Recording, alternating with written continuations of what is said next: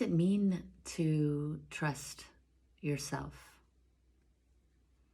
Well, for many of us and for myself, it means stepping out of this mindset of being a victim and being unsafe in this world and feeling like somehow it's going to be the others that are going to figure it out. That if you just give up the trust in yourself, the authorities, the governments, the systems out there are going to solve the problems. They're going to work it out. And for many of us, that's the conditioning that we grew up with.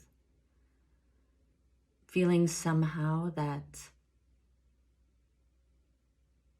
everything was happening to us as opposed to us being the ones that create what is unfolding around us.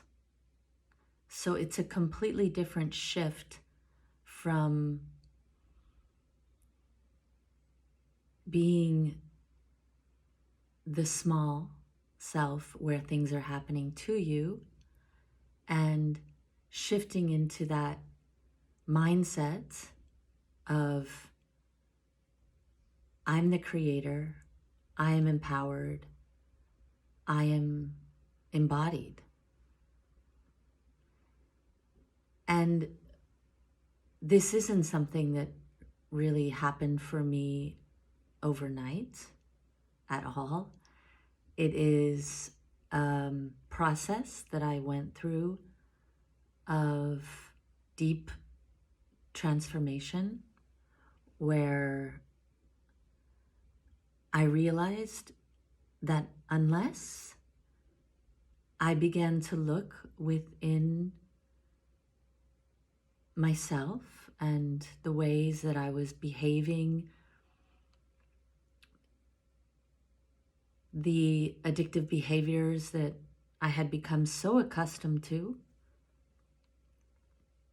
like drinking and drugs, thinking that I was having fun, but not realizing actually that I was masking a lot of my own fear and masking my own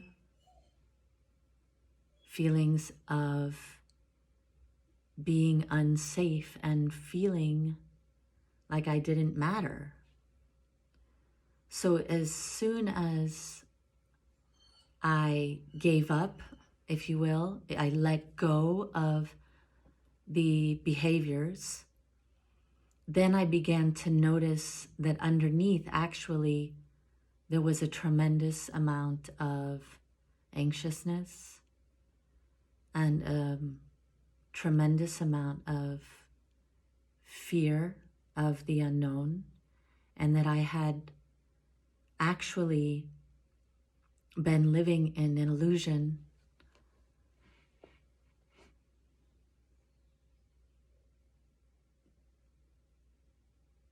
of a world that wasn't really true. It was something that I had created.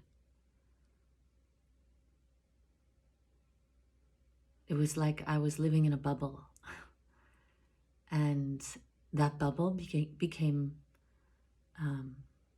my prison. So this process of stepping out of being the victim in your life, whether feeling like you're in a relationship where everything's happening because of the other person, or it expands outwards and you just feel like all of your unhappiness is because of something outside of yourself, because of the virus or the restrictions or the mandates, which in a way, it's so easy to believe that story. However, this is why it's so important right now to begin to notice the way that you're reacting to what is unfolding, and to realize that we are not the victims here, despite, yes, there are agendas designed to do this, in my opinion, because the more that we are in fear, the more that we sign up for whatever it is that we're being told right now, feeling like it's going to save us. You know, that idea of we're going to get saved by something outside of ourselves. And in my opinion, in my fact, right now, who is going to save us is this connection that we have within ourselves to our own essence, to our own truth, to our own power, to our own connection, to that divine light, however you want to call it, God, consciousness, creator, the intelligence of nature, Gaia. But that we all have that connection. It's not something that you get from the outside. It's not something you sign up for, or that will walk in front of you with a silver platter and then you choose it. It's a process that unfolds as you begin to realize that all of the programs that we have in our minds have accumulated over time, have conditioned us, whether it's our education, the way our parents brought us up, the countries that we lived in. And I'm just realizing now how much my mind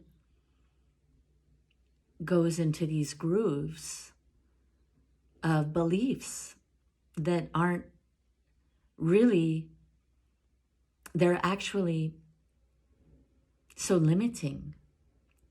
So the practice is stepping out of those beliefs and the programs and the behaviors, the habits that are keeping you limited. But there's only one person that can do that, and that's yourself. That's why it's so tricky at times, because we always want to find someone to blame on the outside, whether it's our partner or our family or where we're living. It's easier somehow to blame than to take responsibility for our lives. And that's how we got ourselves here in the first place, in my opinion, is at some stage in history, instead of feeling the pain, the stress, the sadness, the fear within our bodies in a physical sense, because it's uncomfortable to have these type of conversations, and it's uncomfortable to take responsibility for our lives. We outsourced it, and we gave away our power. And these systems were created because of that refusal or denial of ourselves. So, how do we get out of this? Firstly, by accepting that this is the way it is right now. Everything that's unfolding is for the highest good of humanity. And in the first stages, it's quite scary and can seem detrimental and violent to see these things. But sometimes we really need to be face to face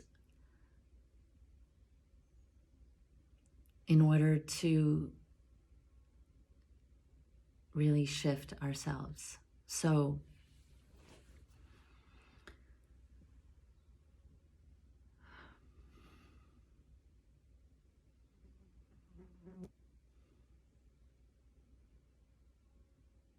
how do we each take the responsibility of our lives is noticing how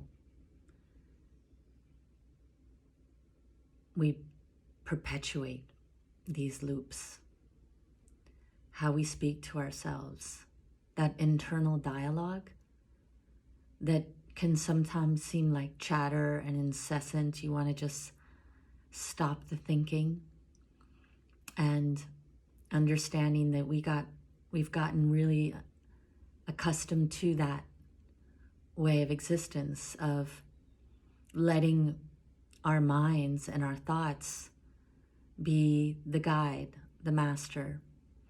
And the practice is to connect each day to something deeper and larger and broader, and pull back and see from a wider perspective that we have all come here at this time in these bodies to have this experience.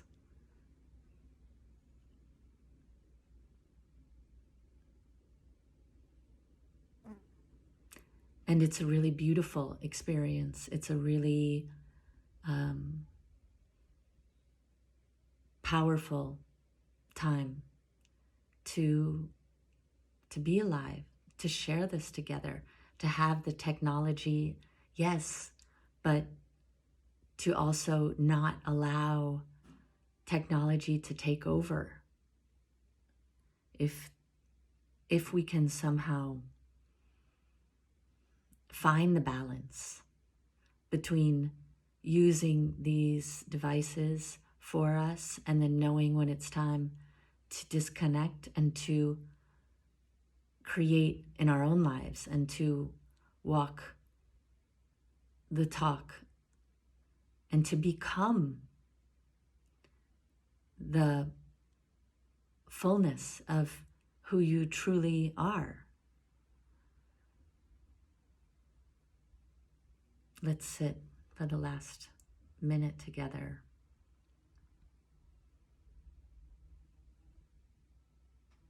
Feeling your own presence, connecting down into the ground beneath you. Feeling anchored in the moment, allowing yourself to drop out of the mind, out of the stories, and to feel in your body, embodied. Connecting to your heart, allowing yourself to feel the beating of your own heart, saying thank you for being alive right now, for sharing our lives together. And repeating to yourself, I am worthy of unconditional love. I'm safe. I'm blessed. Thank you.